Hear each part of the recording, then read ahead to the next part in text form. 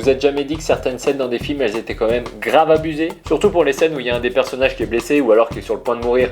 Ah, il y a un truc qui colle pas. Et ça se trouve dans ces films, vous l'aviez même pas remarqué à l'époque. Mais ça, pour moi, c'est genre le petit détail qui peut complètement me faire sortir du film. Du coup, je vous ai fait une petite compilation. Mais attention, ça va spoiler un max. Allez, on commence directement avec le dernier film de la trilogie des Batman par Christopher Nolan. Je parle bien évidemment de The Dark Knight Rises. Allez, on est dans la fameuse scène où Batman finit par prendre le dessus sur Bane. Et allez hop, direct, un petit coup de poignard juste sous les côtes là. Ah, il l'a pas vu venir celui-là. Alors c'est anecdotique, hein, mais déjà, je pensais que l'armure de Batman, elle pouvait arrêter quasiment n'importe quoi. Limite les balles. Enfin, en tout cas, c'est ce que lui avait vendu Lucius Fox, vous savez, son vieil ingénieur. Enfin, je vous repasse l'extrait. Combinaison de survie en Nomex pour infanterie de première ligne. Kevlar double tissage, jointure renforcée. Indéchirable? Ce coco-là pourrait arrêter un couteau. Par balle? Non, pas les coups de feu à bout portant. Alors vu comment le couteau il rentre comme dans du beurre, déjà le vieux, tu commences par le virer, c'est ciao bonsoir. Deuxièmement, tu vas t'acheter un vrai gilet pare-balles. Bon alors là, le pauvre Batman, hein, s'il s'est pas fait perforer au passage le foie ou le rein, bah c'est quand même chaud. Je veux bien que ce soit Batman, mais quand même, un coup de couteau comme ça, t'en sors pas indemne. Alors retenez bien ce que je viens de dire.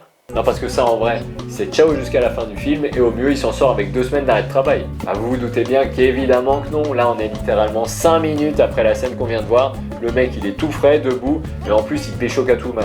Non mais sans déconner, si c'est pour faire comme s'il n'avait jamais pris son coup de couteau, bah vous tournez pas la scène du tout. Ou alors vous nous montrez qu'il souffre un minimum quoi. Enfin, ça fait 5 minutes que je me demande comment il va se relever de ça, bah alors je suis le seul à m'en soucier.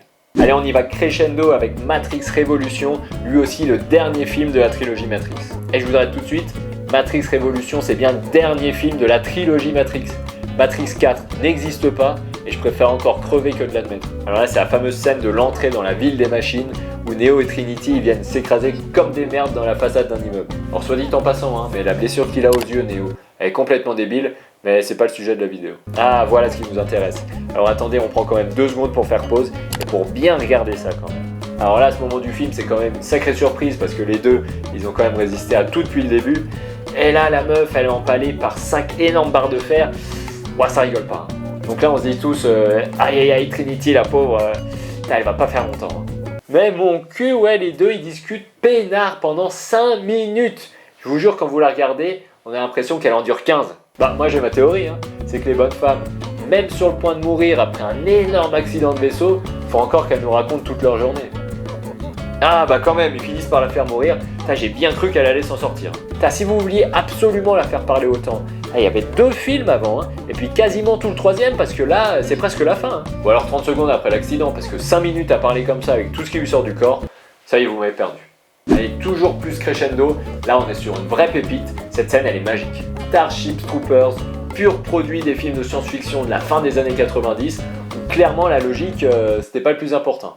Non mais attendez, je vais vous faire une pause quand même sur l'image, elle est incroyable. Regardez un peu ce qui est censé lui traverser l'épaule. Non mais là c'est carrément comme si elle était empalée sur un lampadaire. Et pour vous remettre un peu dans le contexte, fin des années 90, on est encore très très loin où il fallait montrer des femmes fortes au cinéma. Hein.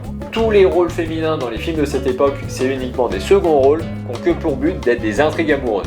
Alors là, la preuve, le choix de l'actrice, ils n'ont pas pris un mannequin pour rien, je peux vous le dire. Donc là, si on revient à la scène, hein, elle a quand même un énorme trou dans l'épaule. Si elle n'a pas perdu 2-3 litres de sang, franchement, c'est pas abusé. Non mais regarde ça, elle te fout un énorme coup de couteau, elle se relève comme si de rien n'était, c'est incroyable. Non mais le plus marrant, regardez, il lui file quand même une arme, même moi je suis pas sûr de pouvoir la porter. Hein. Et vas-y, qu'elle tire dans le tas avec ses 2 bras parfaitement indemnes. Non mais ça a aucun sens. Non mais les gars, mais réveillez-vous là. Vous avez quand même maquillé pendant 1 heure le bras pour qu'il paraisse complètement déchiqueté. Bah, c'est pas pour l'oublier dans la scène 2 minutes après. Non mais c'est à croire qu'il y a eu un gros remaniement du scénario en plein milieu. Hein. Je suis sûr qu'elle devait crever dans cette scène. Puis t'as l'équipe marketing qui est arrivée et qui a dit « Ouah, attends, elle est quand même sur l'affiche du film, y a pas moyen que tu la laisses ?» Bah bien sûr, t'inquiète, file-lui une arme et puis elle va tirer dans le tas. De toute façon, c'est ça qu'ils veulent voir les gens. Hein. Perdu, moi je suis déjà sorti du film. Ah là, ça va être dur pour moi parce qu'on s'attaque à mon film préféré, Fight Club. Je vous conseille d'aller voir le film avant de regarder cette vidéo parce qu'il en vaut vraiment le coup, ou alors de sauter cette partie. Un peu de contexte, scène de fin, le héros qui comprend qu'il est schizophrène, comprend que pour se débarrasser de sa 2e personnalité, il doit se débarrasser de la première aussi. Pour parler plus concrètement, faut qu'il se fasse exploser la tête pour faire exploser l'autre. Bon, la scène, je vous l'ai déjà spoilé, mais on va la regarder quand même.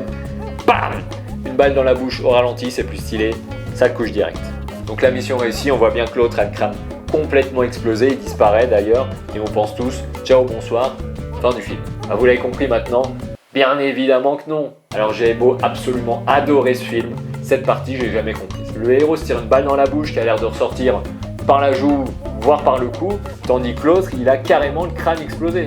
Ça veut dire quoi? En gros, en fonction de la personnalité, l'angle de la balle il évolue. Donc là c'est le happy ending, hein. Le héros il se relève en toute détente, parfaitement tranquille, il continue sa vie comme si de rien n'était. Ah, je vous le redis encore, hein, ce film il est génial, tout se tient de bout en bout, mais cette fin elle vient vous laisser un petit goût amer dans la bouche. Ah! Et si toi aussi t'as en tête des scènes de films complètement what the fuck, n'hésite pas à me le mettre en commentaire et qui sait, peut-être qu'un jour je ferai un volume 2. Allez, c'est la fin de la vidéo, alors n'hésite pas à la liker, la commenter et la partager si elle t'a plu. Puis comme j'ai pas arrêté de le dire, ciao, bonsoir.